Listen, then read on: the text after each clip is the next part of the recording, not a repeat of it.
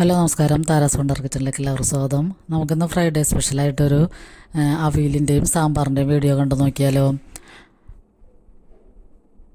അപ്പോൾ നമ്മുടെ സാമ്പാറും അവിയലൊക്കെ കുക്ക് ചെയ്തൊക്കെ കഴിഞ്ഞു. അപ്പോൾ ഇന്നത്തെ സാമ്പാറിന് അവിയലിനൊക്കെ ഒരു പ്രത്യേകതയുണ്ട്. നമ്മൾ ഒരു 100 രൂപ കിറ്റ് വാങ്ങിയിട്ടാണ്. 100 രൂപയ്ക്ക് ഒരു കിറ്റ് നിറച്ച് പച്ചക്കറികൾ കിട്ടിയിട്ടുണ്ട്. അപ്പോൾ അത് നല്ല ഫ്രഷ് പച്ചക്കറികളുമാണ്.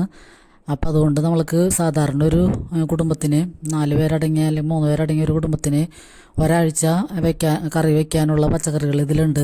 അപ്പോൾ അത് നല്ല ഫ്രഷുമാണ്, ഒട്ടും വാടിയിട്ടൊന്നുമില്ല. അപ്പോൾ അതിലേക്ക് നന്നായിട്ട് പച്ചക്കറികളുണ്ടായിരുന്നു. അപ്പോൾ അതുകൊണ്ടാണ് നമ്മൾ അവിയലും സാമ്പാറും വെച്ചത്. ഇനിയും നമുക്ക് 2-3 കറികൾ വയ്ക്കാനുള്ള പച്ചക്കറികളും കൂടി ഉണ്ട്.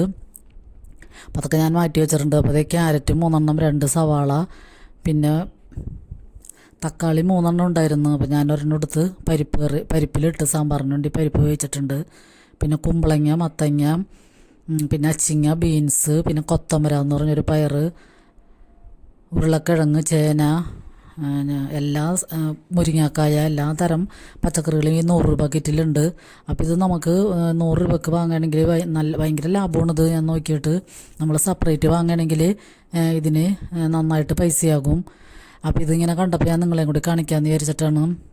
അപ്പോൾ ഈ 100 രൂപ കിറ്റൊക്കെ നമ്മൾ കാറിലും ബസ്സിലൊക്കെ പോകുമ്പോഴിങ്ങനെ കിറ്റൊക്കെ റോഡ് സൈഡിലൊക്കെ പാക്ക് ചെയ്ത് വെച്ചേക്കണ കാണാറുണ്ട്.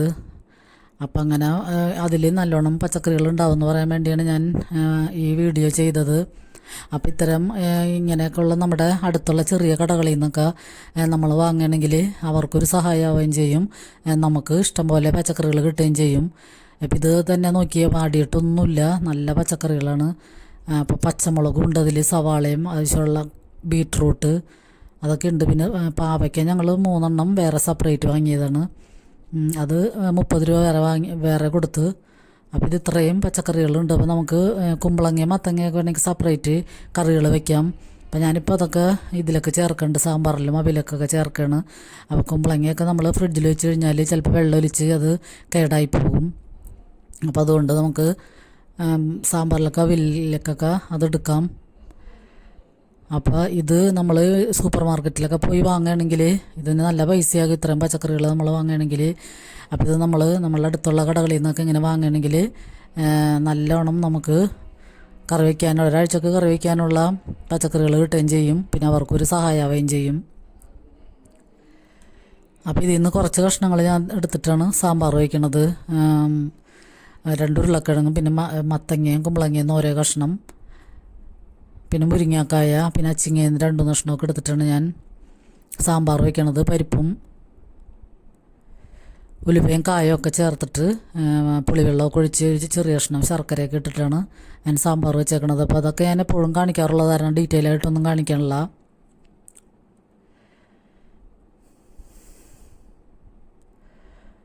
പിന്നെ അവിയലിലേക്ക് ഞാൻ കൂടുതൽ കഷ്ണങ്ങൾ എടുത്തിട്ടുണ്ട്. ചേന, ഉരുളക്കിഴങ്ങ്, കായ, പിന്നെ മുരിങ്ങാക്കായ,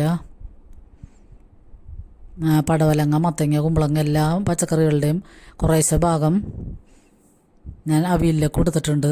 ബാക്കിയുള്ള കുറച്ച് പച്ചക്കറികൾ ഞാൻ ഫ്രിഡ്ജിലേക്ക് എടുത്ത് മാറ്റി. അച്ചിങ്ങ, പിന്നെ മറ്റേ ബീൻസ്, അങ്ങനത്തെയൊക്കെയുള്ള ഉരുളക്കിഴങ്ങ് 2 എണ്ണം, അതൊക്കെ കുറച്ച് പച്ചക്കറികൾ ഫ്രിഡ്ജിലൊക്കെ മാറ്റിയിട്ടുണ്ട്. അപ്പോൾ അവിയലിലേക്ക് കുറച്ച് കൂടുതൽ എടുത്തിട്ടുണ്ട്. അപ്പോൾ ഇത് അവിയൽ വയ്ക്കുമ്പോൾ ഇവിടെ ഭയങ്കര ഇഷ്ടമാണ്. അപ്പോൾ ഇന്നലെ സുനിതാസ് കിച്ചണിൽ അവിയലും സാമ്പാറൊക്കെ വെച്ച് കണ്ടപ്പോഴാണ് ഞാൻ പെട്ടെന്ന് അവിയലും സാമ്പാർ വയ്ക്കണം എന്ന് തോന്നിയിട്ട് രാവിലെ തന്നെ പച്ചക്കറി വാങ്ങിപ്പിച്ചത്. പിന്നെ നമ്മളതിലേക്ക് തേങ്ങ ഒന്ന് ക്രഷ് ചെയ്തിടണം. അപ്പോൾ ഇത് പുതിനയില ഞാനൊരു തണ്ട് 2-3 മാസം മുമ്പ് കൊണ്ടുവന്ന് ഇട്ട് നട്ടപ്പോൾ അതിൽ നിന്ന് കുറച്ച് ഇലകളൊക്കെ ഞങ്ങൾക്ക് കിട്ടാറുണ്ട്. അപ്പോൾ അത് തേങ്ങയും 2-3 വെളുത്തുള്ളിയും കുറച്ച് ജീരകവും കൂടി ഇട്ടിട്ട് തേങ്ങ അടിച്ച് ക്രഷ് ചെയ്തെടുത്താൽ മതിയാകും. അപ്പോൾ അത് നമുക്ക് ഈ അവിയലിലേക്ക് ചേർത്ത് കൊടുക്കാം. അപ്പം ഞാൻ ഈ അവിയലിൽ പുളിയൊന്നും അധികം ഇല്ലാതിരിക്കണതാണ് ഇവിടെ ഇഷ്ടം. അതുകൊണ്ട് ഒരു 2-3 ടേബിൾ സ്പൂൺ തൈരാണ് ഇതിൽ ചേർത്ത് കൊടുത്തേക്കണം.